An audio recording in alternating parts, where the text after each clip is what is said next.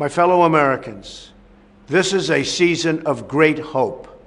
This week, Jewish families across our country and around the world celebrate Passover and retell the story of God's deliverance of the Jewish people. The story of the Exodus is a story of freedom. It is a story of an incredible people who were liberated from oppression and raised up the face of humankind. Down through the centuries, the Jewish people have lived through one persecution after another, and yet they persevered and thrived and uplifted the world beyond measure. And now the state of Israel stands as a monument to their faith and endurance. Another day of faith and celebration is also upon us. This Easter Sunday, Christians celebrate the resurrection of Christ and the promise of eternal salvation. It is a holy day of reverence and worship. It is a sacred time that fills the spirit of our nation with the faith of our people.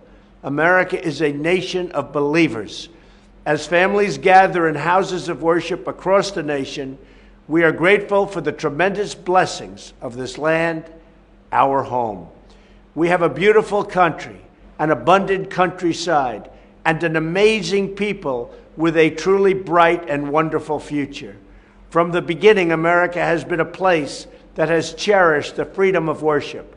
That is the promise the first settlers saw in our vast continent, and it is the promise that our bravest warriors have protected for all of our citizens in centuries since, a long time ago. Sadly, many around the globe do not enjoy this freedom, and one of the gravest threats to religious freedom remains the threat of terror.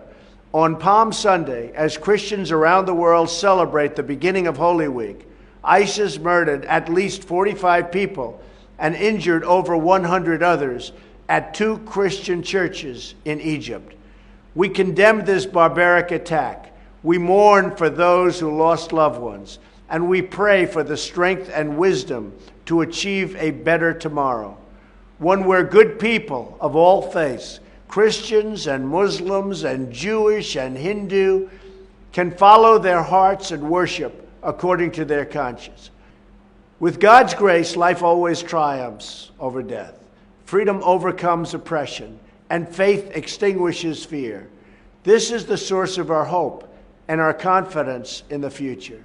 I also want to give a special message to those struggling Americans who have felt for too long the bitter taste of hardship. I want you to know this White House is fighting for you. We are fighting for every American who has been left behind.